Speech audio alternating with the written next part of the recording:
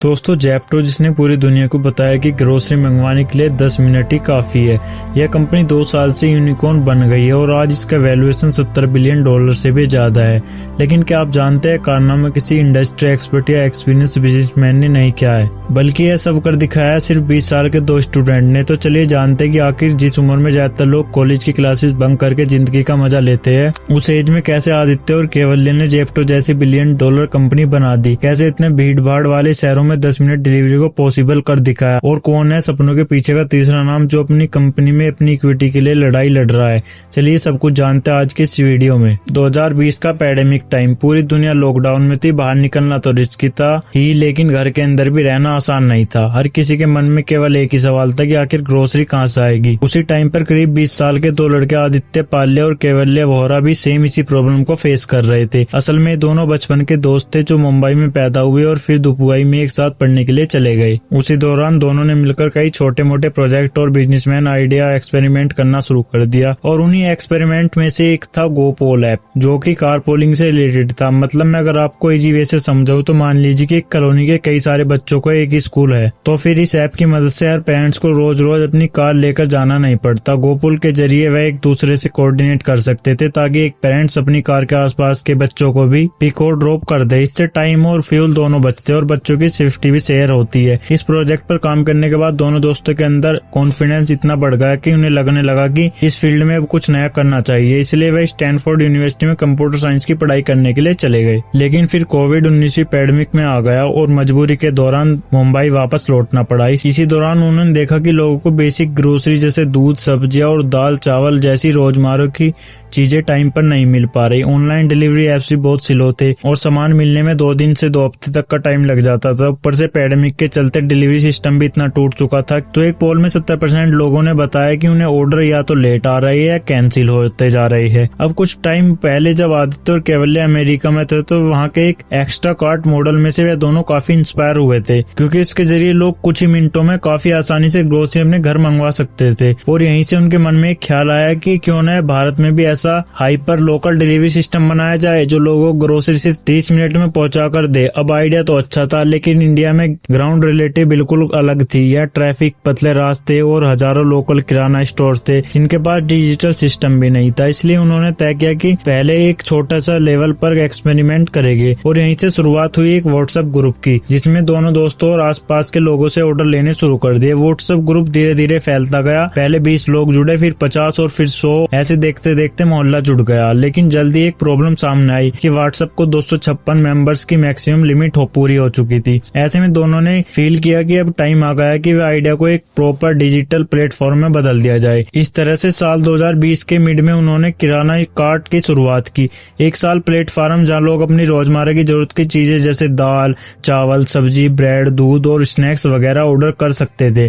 System कुछ इस तरह से था कि ऑर्डर अपने आप कस्टमर्स के आसपास तक लोकल किराना स्टोर तक पहुंच जाता था। फिर जिस दुकान के पास वो सामान होता था वे ऑर्डर करने किराना कार्ट के डिलीवरी पार्टनर्स को दे देते थे ताकि वो सामान कस्टमर तक पहुंच सके। पूरा प्रोसेस टेक इनबिल्ट था ताकि डिले ना हो और कस्टमर को 30 से 45 मिनट में ग्रोसरी मिल जाए। शुरुआत में किराना कार्ट ने मुंबई के अलग अलग इलाकों जैसे बोरावली, अंधेरी, बांद्रा, जहू और कोलंबा में कई सारे लोकल दुकानों के से पार्टनरशिप की, और फिर धीरे धीरे उनकी सर्विसेज पूरे शहर में पॉपुलर होने लगी। इसी दौरान जनवरी 2021 में किराना कार्ट ने अपनी पहली प्री फंडिंग राउंड में global founders capital, entry capital ventures और कैच एंजल्स इन्वेस्टर से $7,30,000 की, और फंडिंग की बदौलत कंपनी ने वैल्यूएशन करीब $45 मिलियन तक पहुंचा गई। और यह सिर्फ बातों की बात नहीं है, बल्कि इस बात का प्रूफ था कि आदित्य और केवल्य सिर्फ डायरेक्शन में बढ़ रहे थे और उनकी मेहनत पर अब इन्वेस्ट का भी ट्रस्ट बनने लगा था। लेकिन जैसे सब कुछ स्मूथ होने लगा, वैसे उनके सामने एक बहुत बड़ा चैलेंज आकर सामने खड़ा हो गया। असल में कुछ महीनों बाद जब लॉकडाउन खत्म हुआ तो लोगों को शॉपिंग बिहेवियर पूरी तरह से बदल गया। लोग समय के अनुसार घर से बाहर निकलने लगे। जो लोग इतने समय से घर में बंद थे अब खुद को बाहर जाकर सामान खरीदना पसंद करने लगे। इतना लॉजिक भी बिल्कुल सिंपल था कि जब हम खुद की 10 मिनट में दुकान से बाहर सामान लेकर नहीं आ सकते तो फिर डिलीवरी का वेट क्यों करें।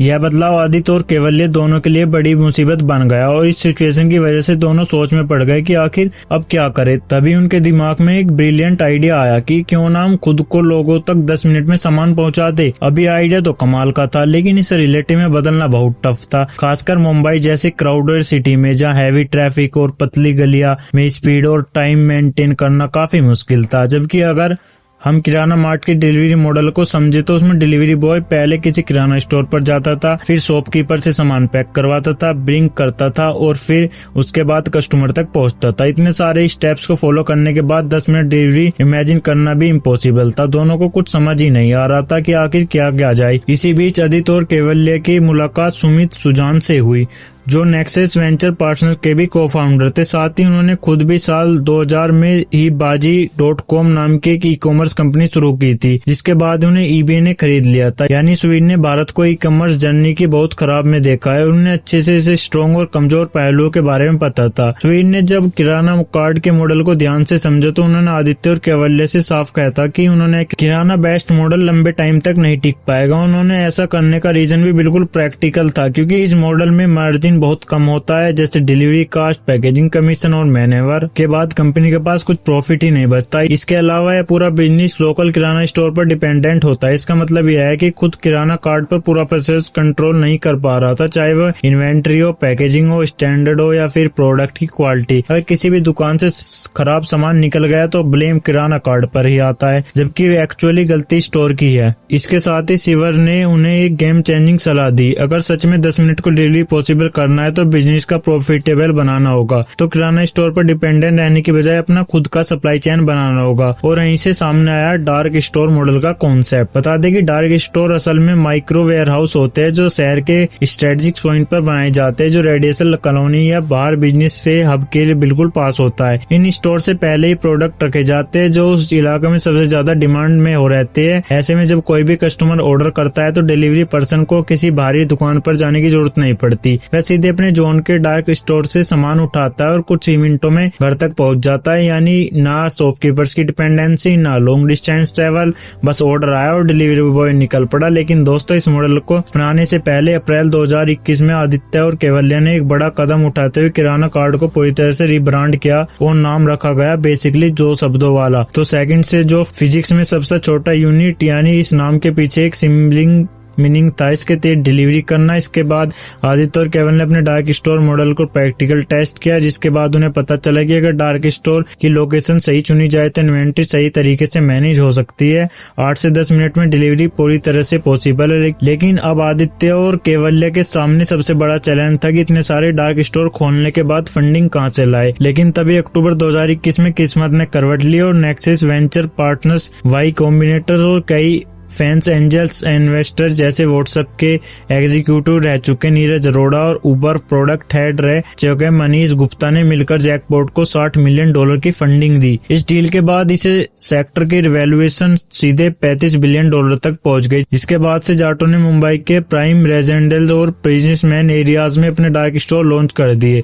इस लोकेशन को सोच समझकर चुना गया था ताकि ऑर्डर 10 मिनट में कस्टमर तक पहुंच जा सके। लेकिन इस तरह से शुरुआती नतीजे काफी शानदार रहे और कुछ ही हफ्तों में जाटो रोजाना हजारों ऑर्डर मिलने लगे और कुछ ही हफ्तों में हजारों ऑर्डर डेली मिलने लगे। 10 मिनट डिलीवरी इंडिया के लिए बहुत ही यूनिक कॉन्सेप्ट था और इससे पहले तो लोगों ने इससे भी उम्मीद भी नहीं की थी कि ग्रोसरी डिलीवरी, इसलिए बड़ी संख्या में लोग इसे ट्राई करने लगे। साथ ही सोशल मीडिया पर चैलेंज भी लगने लगे यह देखने के लिए कि यह सच भी है या फेक है। इस तरह से जेप्टो ने बहुत ही कम समय में काफी पॉपुलैरिटी हासिल कर ली। लेकिन इससे पहले की बात, यह क्विक डिलीवरी सेक्टर में अपने पैर जमा पाता दिसंबर 2021 के दौरान ग्रोफर्स ने कमाल का स्टेप लिया और खुद को ब्लिंकिट के नाम के रिब्रांड करके अपना पूरा फोकस क्विक कॉमर्स मॉडल पर लगा दिया। ब्लिंकिट ने अपनी सर्विस को 10 शहरों से लॉन्च किया, जिसमें दिल्ली, मुंबई, बेंगलुरु, हैदराबाद, पुणे और चंडीगढ़ जैसे शहर शामिल थे। और क्योंकि इनके पास पहले से ही मजबूत सप्लाई चेन, बड़े वेयर हाउस और डिलीवरी इंफ्रास्ट्रक्चर थे, तो इससे ब्लिंकिट को एक बड़ा एडवांटेज मिल गया। और जब आप जापान के इस रेस में टिके रहना आसान नहीं था, लेकिन दोस्तों आदित्य और कैवल्य ने हार नहीं मारी। उन्हें एहसास हुआ हुआ कि अगर इस मार्केट में जीतना है तो तेज डिलीवरी नहीं बल्कि स्मार्ट टेक्नोलॉजी भी चाहिए। और यहीं से उन्होंने लॉन्च किया अपना AI पावर्ड लॉजिकल सिस्टम, जिसे जापान की पूरी तरह डिलीवरी प्रोसेस को ही बदल दिया। उन्होंने स्मार्ट वोटिंग एल्गोरिथम तैयार किया जो डिलीवरी बॉय को बताता है कि सबसे तेज और छोटा रास्ता कौन सा है। इसके साथ ही कैप्टन ने रियल टाइम ट्रैकिंग फीचर भी शुरू किया, यानी अब कस्टमर्स अपने ऑर्डर को लाइव ट्रैक कर सकते थे, जिससे ट्रांसपेरेंसी बढ़ी और यूजर्स का भी भरोसा बढ़ा। इसके साथ ही कैप्टन ने अपने डाटा को और स्मार्ट यूजर और प्रोडक्टिव एनालिटिक्स को मदद से पहले ही जान लेते थे कि किस टाइम पर ज्यादा ऑर्डर्स आने वाले हैं और उसी के हिसाब से मैन पावर और रिसोर्सेज का एलोकेट किया जाता था। इसके अनुसार इससे इनका सिस्टम काफी एफिशिएंट हो गया और डिलीवरी वाली प्रॉब्लम भी लगभग खत्म हो गई। और दोस्तों इन सभी एफर्ट्स का असर भी बहुत जल्दी ही दिखने लगा, क्योंकि कैप्टन की डिलीवरी से स्पीड 30% फास्ट हो गई। एवरेज डिलीवरी टाइम 30 मिनट से रिड्यूस होकर 9 मिनट 57 सेकंड तक आ गया और कंपनी का 20% तक कॉस्ट सेविंग होने लगा। और दोस्तों इन पॉजिटिव आंकड़ों को देखने के बाद ग्रोथ प्लान्स को तेज कर दिया। कंपनी ने एक नई स्ट्रेटजी और प्रोडक्ट कैटेगरी में तेज एक्सपेंशन शुरू करना कर दिया स्टार्ट, और फिर सिर्फ मेट्रो स्ट्रेटजी तक सीमित नहीं रहे, टियर 2 और टियर 3 सिटीज में भी पहुंचने लगा। कुल मिल जुलाकर इस समय काफी तेजी से ग्रो होने लगा। लेकिन तभी आदित्य और कैवल्य एक ऐसे लीगल बैटल में फंस गए जिससे फाउंडर्स और उस कंपनी की इक्विटी का सवाल उठने लगा। असल में अगस्त 2021 में 20 साल के स्टूडेंट एंटरप्रेन्योर अंशु नंदा ने दोनों फाउंडर्स पे इक्विटी फ्रॉड का आरोप लगा दिया। अंशु का दावा था कि उन्हें मेट्रो के पहले वर्जन यानी कि किरण कार्ड का ज्यादातर लोग कोड खुद लिखा, लेकिन कई कॉम्बिनेटर से सिलेक्ट होने के बाद उनका ट्वीट पेरेंट्स शेयर घटाकर 4% कर दिया गया। इसलिए उन्होंने IPC 506 के तहत FIR दर्ज कराई, पर बाद के दोनों पक्षों के कोर्ट ने उन्हें सेटलमेंट कर लिया, जिससे कंपनी के रेपुटेशन पर कुछ खास बुरा असर नहीं पड़ा। इस विवाद से निकलने के बाद फाउंडर्स आदित्य और कैवल्य ने फिर से अपना फोकस बिजनेस पर काम करा। उन्होंने देखा कि लोग अपने सिर्फ ग्रोसरी नहीं बल्कि बेवरेज और स्नैक्स जैसे कॉफी, टी, सैंडविच या फिर कोल्ड ड्रिंक्स भी फास्ट डिलीवरी करना चाहते हैं। इसलिए अप्रैल 2022 में कंपनी ने सिर्फ ग्रोसरी डिलीवरी तक सीमित ही नहीं रहते हुए एक बड़ा कदम उठाया और लॉन्च किया कैफे, जहां से लोग काफी बेवरेज और स्नैक्स भी मंगवा सकते थे। यह मूव जापान को एक ग्रोसरी ऐप से एक कंप्लीट कन्वेंट ब्रांड की ओर ले गया, जब कैफे ने अलग अलग कैफे और क्लाउड किचन के साथ के पार्टनर्स की, जहां कॉफी, टी, स्नैक्स और सैंडविच जैसे आइटम ऑर्डर ही तैयार किए जाते थे और फिर उन्हें कुछ मिनट्स में ही कस्टमर तक पहुंचा दिया जाता था। लोगों को यह कॉन्सेप्ट इतना पसंद आया कि लॉन्च होने के कुछ समय बाद ही कैफे ने 1 लाख ऑर्डर्स पर डे के माइलस्टोन को भी पार कर दिया। इसके बाद फरवरी 2023 में जापान ने एक बड़ा और इम्प्लुएंटफुल कदम उठाया और ब्लूम को लॉन्च कर दिया, जो खास तौर पर किसानों के लिए बनाया गया। ब्लूम का मेन गोल था किसानों को सीधे सेंटो के सप्लाई चेन में जोड़ना, ताकि उन्हें प्रोडक्ट्स जैसे फ्रूट्स और वेजिटेबल बिना किसी मिड डे मील के सीधे गाँव से शहरों तक पहुँच सके। और इन्हीं सभी कोशिशों की वजह से जेप्टो तेजी से ग्रो कर बैठा है। तो दोस्तों ऐसे में उम्मीद है कि जेप्टो बहुत जल्दी छोटे छोटे शहरों में एक्सपेंड करने वाला है। वैसे आप किस शहर से और आपके शहर में ये अवेलेबल है या नहीं, हमें कमेंट करके जरूर बताएं। और ऐसी वीडियो के लिए वीडियो को लाइक और चैनल को सब्सक्राइब करें।